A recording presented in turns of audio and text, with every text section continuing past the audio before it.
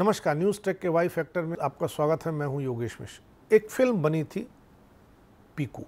पूरी की पूरी फिल्म अमिताभ बच्चन के इर्द गिर्द घूमती और अमिताभ बच्चन एक ऐसी बीमारी के शिकार होते हैं जिसे कब्ज कहते हैं, कॉन्स्टिपेशन कहते हैं। दुनिया भर में कॉन्स्टिपेशन की बहुत ढेर सारी दवाइयां हैं। हर अंग्रेजी दवा का कोई न कोई साइड इफेक्ट होता है, यह वैज्ञानिक जानते और मानते भी हैं। बहुत से लोग इस बीमारी से ग्रसित हैं, दवाएं खाते हैं।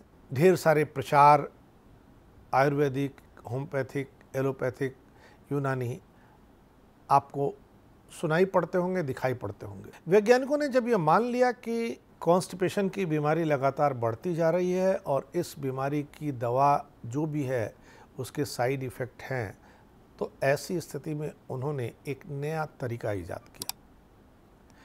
अब कॉन्स्टिपेशन की समस्या को आप चाहें तो बिना किसी दवा के ठीक कर सकते हैं। इसके लिए वैज्ञानिकों ने एक गोली बनाई है, जो गोली आपके आंतों में पहुंचने के कुछ देर बाद खुलेगी और आपके आंतों को अपने कंपन से इस तरह एक्टिव करेगी कि आंतें अपने पुराने काम करने के स्तर पर एक्टिवेट हो जाएंगी और इस तरह आप कॉन्स्टिपेशन की समस्या से मुक्ति पा जाएंगे। बिना दवा वाली इस गोली के क्लिनिकल ट्रायल पूरे हो चुके हैं। अब इसे सिर्फ FDA की मंजूरी मिलना बाकी है। वाइब्रेट गैस्ट्रो नामक यह गोली दवा मुक्त विकल्प के रूप में पेश की गई है। एक गिलास पानी के साथ निगली जाने वाली डिस्पोजेबल गोली लगभग एक सामान्य मल्टीविटामिन के आकार की है।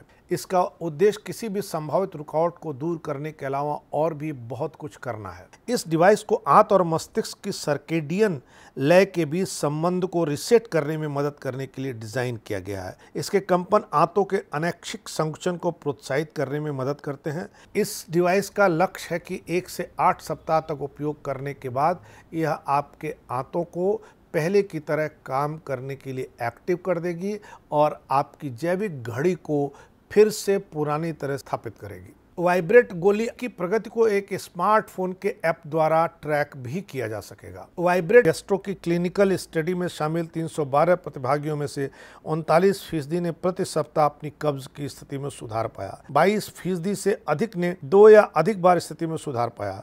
कंपनी के अनुसार अध्ययन में उपचार से संबंधित दस्त या मतली सहित कोई गंभीर दुष्प्रभाव भी दर्ज नहीं किया गया। डेटा से भी पता चलता है कि मरीजों में स्थिरता और जीवन की गुणवत्ता में सुधार आया है। अगस्टा यूनिवर्सिटी में मेडिसिन के प्रोफेसर सतीश राव ने कहा, वाइब्रेट गैस्ट्रो का लक्ष्य पुराने कब्ज में एक महत्वपूर्ण इलाज की समस्या का समाधान करना है, जिसने इससे पीड़ित लोगों के लिए जीवन को बहुत चुनौतीपूर्ण बना दिया। इजराइल स्थित वाइब्रेंट कंपनी का अनुमान है कि अमेरिका में 35 मिलियन लोग पुराने कब्ज से पीड़ित हैं। कंपनी ने मार्च 2021 में $7.5 मिलियन का निवेश जुटाया था। गोली में एक छोटा सा इंजन होता है, निकलने के 6 से 8 घंटे बाद काम करने के लिए तैयार किया जाता है। 6 से 8 घंटे बाद वह कंपन करना शुरू करता है। किसी भी अन्य जुलाब की तरह गोली निकलने के बाद यह आंतों में संकुचन को मशीनी रूप से उत्तेजित करना शुरू कर देता है।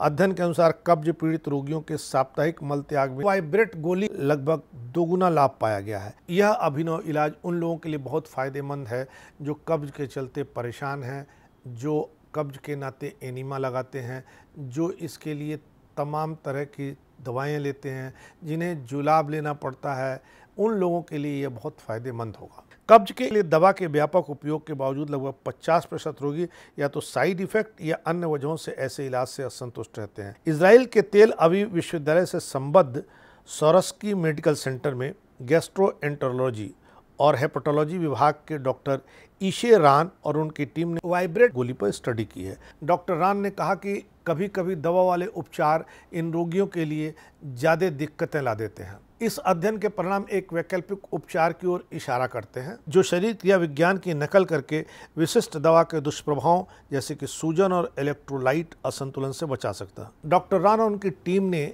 इस अध्ययन का विस्तार करने के लिए कैप्सूल की क्षमता जानने के लिए डबल ब्लाइंड अध्ययन के शुरू करने की योजना बनाई है। इस अध्ययन के फाइनल हो जाने के बाद यह दवा बाजार में उपलब्ध होगी। जब यह दवा बाजार में उपलब्ध हो जाएगी, न केवल कॉन्स्टिपेशन के मरीजों को आराम मिलेगा, बल्कि कॉन्स्टिपेशन की दिक्कतों को दूर करने के लिए जो लोग दवाएं खा करके उसके साइड इफ़ेक्ट झेल रहे हैं, उन्हें भी आराम मिलेगा। इस बार इतना ही, अगली बार फिर मिलेंगे किसी नए सवाल पर नए ढंग से बात करने के लिए। तब तक के लिए नमस्कार।